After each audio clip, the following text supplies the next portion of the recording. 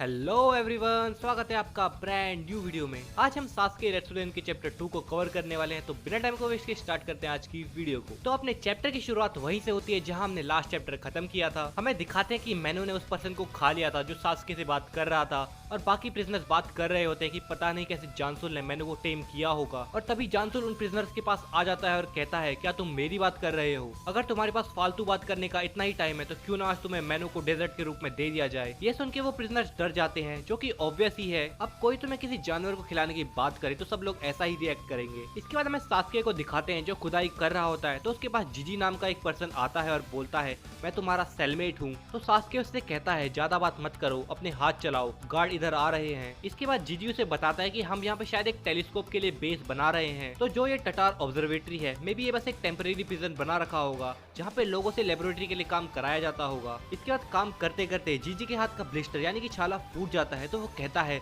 लगता है आज मेरा लकी डे है, आज मैं इन्फर्मरी में जा पाऊंगा। तो सास्के उससे पूछता है, तुम ऐसा क्यों कह रहे हो? इन्फर्मरी में ऐसा क्या है? तो जीजी उसे बताता है कि इन्फर्मरी में एक बहुत सुंदर दिखने वाली नर्स आई है जो कि सिंगल है। तो सास्के उससे कहता है, आखिर तुम्हें कैसे पता वो सिंगल है? तो जीजी उसे बताता है कि जो लोग रेडाकू में मैरिड होते हैं वो अपने हाथ में एक एंगेजमेंट रिंग पहनते हैं, और उस नर्स ने कोई भी एंगेजमेंट रिंग नहीं पहनी थी, इसलिए वो सिंगल है। और इन सब बातों के बीच वहाँ पे एक गार्ड आ जाता है। तो वो दोनों शांत होकर काम करने लगते हैं, और वो गार्ड थोड़ी देर इधर उधर देख के वहाँ से चले जाता है। तो जीजी कहता है, लगता है सब गार्ड अब तुमसे डरने लगे हैं, तुमने उसका चेहरा देखा, वो एकदम डरा हुआ लग रहा था। काश मैं भी जब यहाँ पे पहली बार आया था तो कुछ लोगों को पीट देता तो वो लोग मुझसे भी डरते, पर शायद अगर मैं ऐसा करने की कोशिश करता तो मुझे बहुत गंदी तरह से पिटाई पड़ती। फिर इसके बाद सीन शिफ्ट हो जाता है और रात हो जाती है, और हमें सास्के के सेल का सीन दिखाते हैं जहाँ पे उसके साथ 3 और लोग होते हैं जिनका नाम जीजी, पेंजिला और गान्नो होता है। जिसमें से जीजी और पेंजिला कोई डाइस गेम खेल रहे होते हैं और कुछ चीजों को बेट कर रहे होते हैं। तो वो लोग सास्के से भी खेलने के लिए कहते हैं, पर सास्के उन्हें मना कर देता है। तो पेंजिला गान्नो से खेलने के लिए कहता है,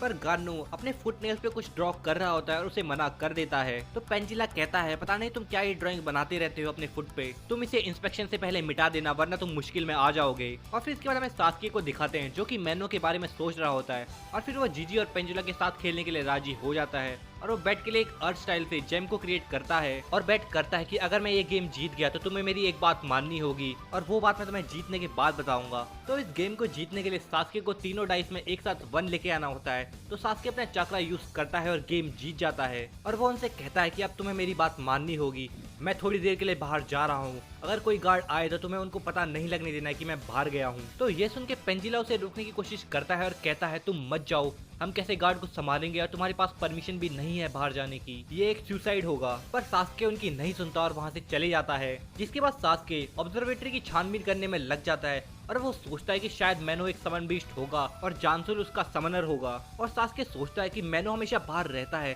जिसमें बहुत ज्यादा चाकरा कंज्यूम होता होगा, तो क्या जानसुल के पास इतना चाकरा है या फिर ये कोई और समनिंग टेक्निक है जिसके बारे में हमें नहीं पता है। और ये सब सोचते सोचते सास्के एक कॉरिडोर में आ जाता है और उसके सामने मैनो आ जाता है। तो सास्के मैनो पे अपना शारिंगान यूज करता है ताकि वो उसे कंट्रोल कर सके, पर मैनो पे उसका कोई इफेक्ट नहीं होता, जिसे देख के सास्के बहुत ज्यादा शॉक हो जाता है। जिसके बाद मैनो सास्के पे अटैक करने लग जाता है, और सास्के भी मैनो के ऊपर फिजिकल अटैक करने लगता है, और मैनो के अटैक को डॉज करके उसे एक पंच मारता है और अपनी किक से उसे गिरा देता है। पर मैनो तब भी हार नहीं मानता और सास्के पे अटैक करने लगता है। तो सास्के अपना कुनाई निकालता है और मैनो के फैंग्स काट देता है, पर इसके बाद भी मैनो उस पर अटैक करने की कोशिश करते रहता है। तो सास्के मैनो की चेस्ट पे कुनाई से अटैक करता है, जिसके बाद मैनो बहुत ज्यादा इंजर्ड हो जाता है और वहाँ से भाग जाता है। और फिर इसके बाद हमें और कोई सीन तो नहीं दिखाते हैं सास्के का, पर शायद वो ऑब्जर्वेटरी में छानबीन कर रहा होता है पूरी रात तक, क्योंकि वो सुबह तक सेल के अंदर वापस नहीं आता। जिसके बाद सुबह हो जाती है और सास्के के सेलमेट्स उससे पूछते हैं कि तुम रात भर क्या कर रहे थे, अगर तुम पकड़े जाते तो हम सबको भी भुगतना पड़ता, और शायद हम लोग मैनू का खाना बन गए होते। जिसके बाद लंच टाइम हो जाता है और सडनली हमें दिखाते हैं कि सास्के की नजर किसी चीज के ऊपर पड़ी है। तो सास्के देखता है कि मैनू जिससे उसने कल रात फाइट करी थी और उसके फैंग काट दिए थे वो एकदम सही सलामत है, उसकी इंजरी भी सारी हील हो गई है। जिसे देख के सास्के सोच में पड़ जाता है, और इसके बाद सास्के के पास जानसुर आ जाता है और कहता है, मुझे पता है मैनू के साथ तुमने ही फाइट करी है, आखिर तुम क्या चाहते हो? तो सास्के सोचता है, अगर इसे सब पता चल ही गया है तो अब मेरे पास और कोई रास्ता नहीं बचता। और फिर सास्के अपना गेंजुत्सु जानसुल पे यूज करने की कोशिश करता है, पर जानसुल पे भी उसका कोई असर नहीं होता। और इसके बाद जानसुल अपना चश्मा निकालता है और हम देखते हैं जानसुल की आंखें ग्लास की बनी है, और इन्हीं ग्लास की आंखों की वजह से गेंजुत्सु पे वर्क नहीं कर रहा होता, क्योंकि गेंजुत्सु के वर्क करने के लिए यूजर की आंखों में देखना जरूरी होता है। और मे भी यही रीजन रहा होगा कि मैनो पे भी गेंजुत्सु का असर नहीं हो रहा था। पर आखिर कैसे मैनो की सारी इंजरीज हील हो गई, क्योंकि समनिंग बीस्ट के साथ ऐसा तो नहीं होता कि उनकी सारी इंजरीज हील हो जाती हैं एकदम से। और इसके बाद जानसूल सास्के से कहता है, मुझे पता है तुम गेंजुत्सु यूज कर रहे थे, पर तुम कुछ भी कर लो तुम मैनो को मुझसे नहीं छीन पाओगे, और अगर तुम्हें मेरी वार्निंग समझ नहीं आ रही है तो लगता है मुझे तुम पे कड़ी निगरानी रखनी होगी। और चैप्टर यहीं पे एंड हो जाता है। तो आप लोगों को क्या लगता है, मैनो एक समनिंग बीस्ट है? और आखिर कैसे मैनो की सारी इंजरी रातों रात हील हो गई? अगर आपको इन सब क्वेश्चंस का आंसर पता है तो कमेंट करके मुझे जरूर बताना। तो आज की वीडियो में इतना ही, मिलता हूँ आपको नेक्स्ट वीडियो में, तब तक के लिए सायोनारा।